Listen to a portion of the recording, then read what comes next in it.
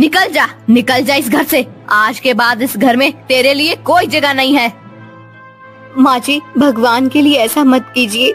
मैं इस छोटी सी बच्ची को लेकर कहाँ जाऊंगी? वो सब मैं नहीं जानती, बस तू निकल जा। अरे इस बच्ची की दुहाई दे रही है तू, इसी की वजह से तो तुझे घर से बाहर निकाल रही हूँ। सुनिए जी, आप तो कुछ कहिए ना, रोकिए ना माँ जी को। मैं कहाँ जाऊंगी इस घर को छोड़कर? मेरा तो आपके सिवा और कोई नहीं है। माँ सही कह रही है, एक के बाद एक बेटियां पैदा करती जा रही है तू। अरे मैंने तो सोचा था कि इस बार तुझे बेटा होगा, लेकिन नहीं, तू तो बेटियां ही पैदा कर रही है। मुझे बेटियां होती है, इसमें मेरी क्या गलती है? देखा बेटा, एक तो गलती करती है और ऊपर से जबान भी चला रही है। देख क्या रहा है, निकाल दे इसे इस घर से बाहर।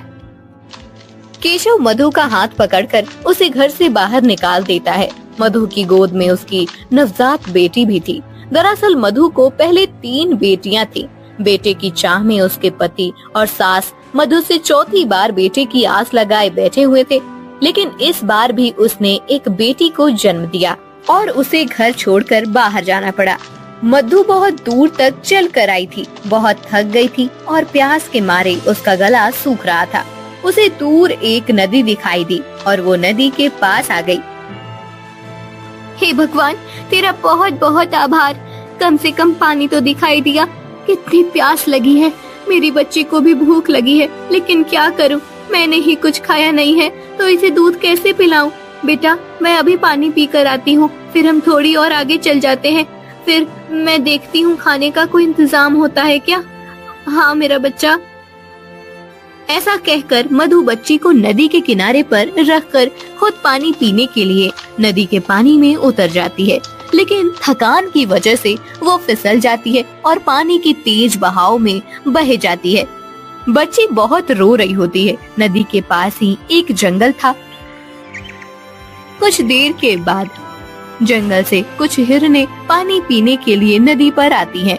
वहाँ उस नवजात बच्ची को देखकर, अरे कितनी छोटी बच्ची है ये, इसे ऐसे कौन छोड़ कर गया होगा इसे? माया बहन, लगता है कि ये बेटी है, इस कारण से कोई इसे छोड़ कर गया होगा। सुना है कि कुछ इंसान सिर्फ बेटे की चाह करते हैं। अगर उनके घर में लड़की ने जन्म लिया तो वो इसे ऐसे ही कहीं सुनसान जगह पर छोड़ कर जाते हैं। कितने निर्दय होते हैं ऐसे इंसान। कोई अपने ही बच्चे को ऐसे मरने के लिए कैसे छोड़ सकता है? और माँ जन्म देने वाली माँ का दिल नहीं दुखता? हिरन माया को उस बच्ची को देखकर बहुत दुख होता है। फिर काया, छाया, मैं सोच रही हूँ कि हम इसे अपने साथ अपने जंगल में ले जाते हैं। इसे यहाँ ऐसे छोड़ना इस बच्ची के लिए सुरक्षित नहीं है। लेकिन माया दीदी, हम इसे अपने साथ कैसे रखेंगे? हमारे ही रोज के खाने पीने का ठिकाना नहीं होता, इसे क्या हम खिलाएंगे? छाया सही बोल रही है बहन, हम तो पेड़ के पत्ते हरी घास खाकर गुजारा करते हैं, लेकिन इसे तो दूध पीने की जरूरत है, वो हम इसे कहाँ से देंगे? वो सब बाद में देखेंगे, सबसे पहले इसे यहाँ से ले जाना ज्यादा जरूरी है। हिरन माया बाकी 2 हिरणों के साथ बच्ची को लेकर जंगल में चली जाती है। जंगल में जाने के बाद छाया, कुछ दिनों पहले मिट्टी हथनी ने एक बच्चे को जन्म दिया है। हम इस बच्ची को उसका दूध पिला सकते हैं। लेकिन इंसान के बच्चे के लिए हथनी का दूध? वो एक माँ का दूध है छाया, बच्चे के लिए तो अमृत होता है। हिरन माया के कहने पर बच्ची को मिंटी हथनी का दूध पिलाया जाता है। धीरे धीरे बच्ची बड़ी होने लगती है। मिंटी हथनी और उसका बाकी हाथी परिवार भी अब बच्ची को अपना मानने लगा था। एक दिन हमें अब इस बच्ची का कुछ नाम रखना चाहिए। हाँ, कब तक हम इसे बच्ची बच्ची कहें? इसकी आंखें बिल्कुल हमारे जैसी हैं। मुझे लगता है कि हम इसका नाम मुर्गच्छी रखें। हाँ, बहुत अच्छा नाम है। उस दिन के बाद सब बच्ची को मुर्गाच्छी कहकर बुलाने लगते हैं।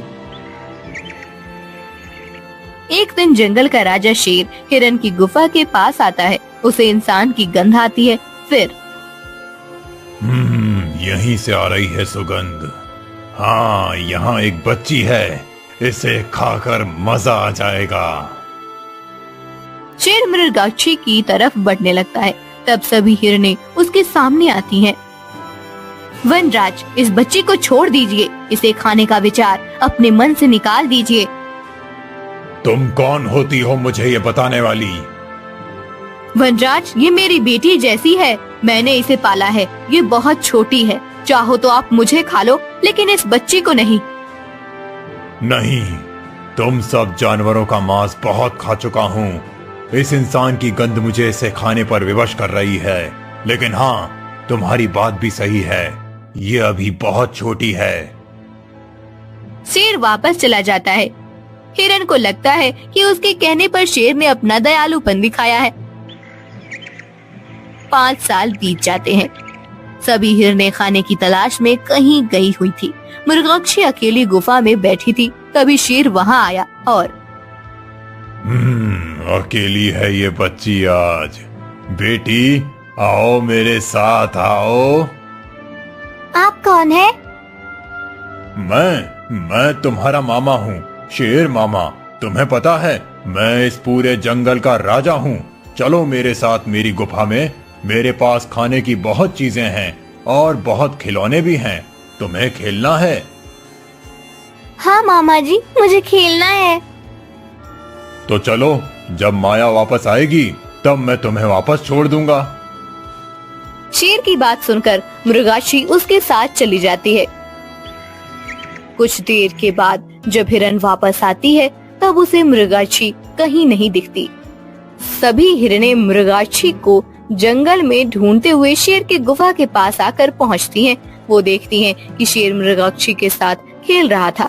उसके चेहरे के भाव देखकर माया समझ गई कि शेर इसे बहाने से लेकर आया है और इसे खाने वाला है।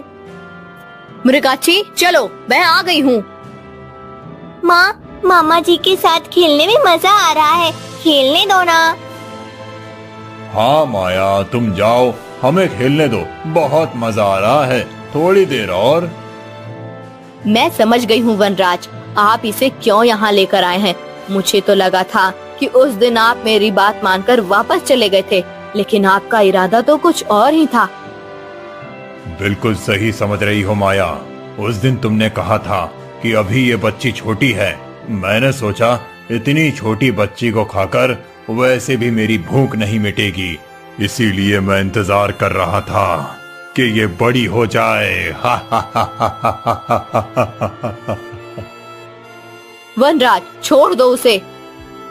शेर माया की बात नहीं मान रहा था। तभी हिरन माया ने हिरन छाया और काया को इशारा किया। वो दोनों मिंटी और बाकी हाथियों के पास मदद मांगने गई। मिंटी और बाकी हाथी भागकर शेर की गुफा के पास जाने लगे। उनके भागने से जमीन हिलने लगी और शेर हड़बड़ा गया। इसी मौके का फायदा उठाकर माया मृगाक्षी को लेकर गुफा से बाहर आई। शेर की गुफा जोर जोर से हिल रही थी और उसके पत्थर गिरने लगे थे। उनके पत्थर के नीचे दबकर शेर की मौत हो जाती है। आखिरकार इस दुष्ट वनराज का अंत हो ही गया। कुछ साल बीत जाते हैं।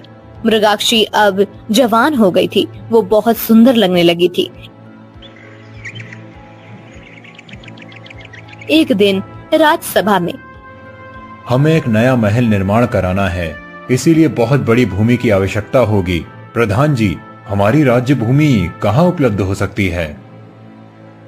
महाराज, हमारे राज्य की सीमा पर एक बहुत बड़ा जंगल है। वहाँ की भूमि का एक टुकड़ा यदि हम महल बनाने के लिए उपयोग में लाएं तो उचित होगा। ठीक है, कल ही सैनिकों को भेजकर वन के उस भाग को खाली करा लिया जाए। अगले दिन चारुदत्त के सैनिक जंगल में पेड़ तोड़ने के लिए आते हैं। तभी मृगाक्षी उन्हें रोक लेती है। वो फिर भी पेड़ तोड़ने के लिए कुल्हाड़ी उठाते हैं। तब मृगाक्षी खुद पेड़ को लिपटकर खड़ी हो जाती है। सैनिक कुछ कर नहीं पाते और वापस राजमहल लौट जाते हैं। महाराज, जंगल में एक सुंदर युवती थी जिसने हमें पेड़ नहीं काटने दिए। जब हम जबरदस्ती एक पेड़ काटने गए तब वो खुद एक पेड़ को पकड़कर खड़ी हो गई। फिर हम कुछ नहीं कर पाए। एक युवती, और वो भी इतनी साहसी। सेनापति ध्रुव, आप जाकर इस विषय में ज्यादा जानकारी प्राप्त कीजिए कि वो युवती